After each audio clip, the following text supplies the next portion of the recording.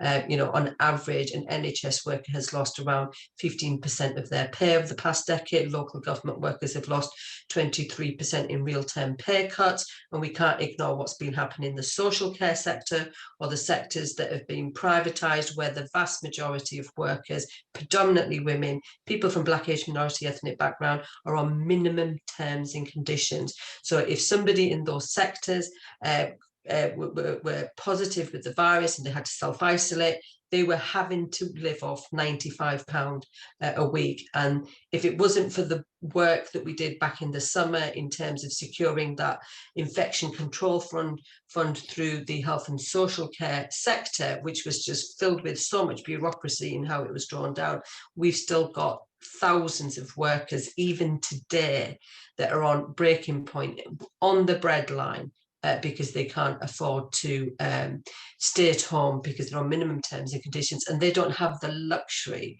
of being able to work from home. Just for people that don't really understand, what is sort of how would you paint a picture of minimum terms and conditions for somebody in that type of job? What does that mean? So you're looking at literally minimum wage, less than £9 an hour. And back in February, one of the first challenges that we put directly to government, which was back in February, was a private contractor in the NHS that was refusing to pay normal pay, i.e. just even the minimum wage, should any of their workers test positive and have to self-isolate. And back in February, we started off where you had to have 3 qualifying days where you would get no sick pay, not even statutory sick pay, before you qualified for what was then the £94 25 pence a week rate.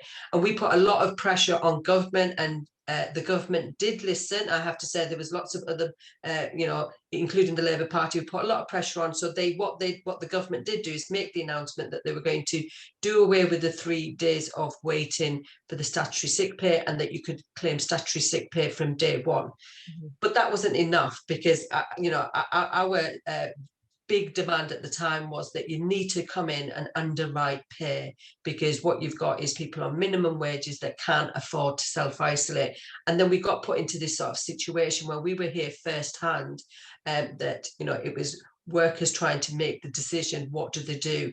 Can they afford not to be at work, or do they have to be at work?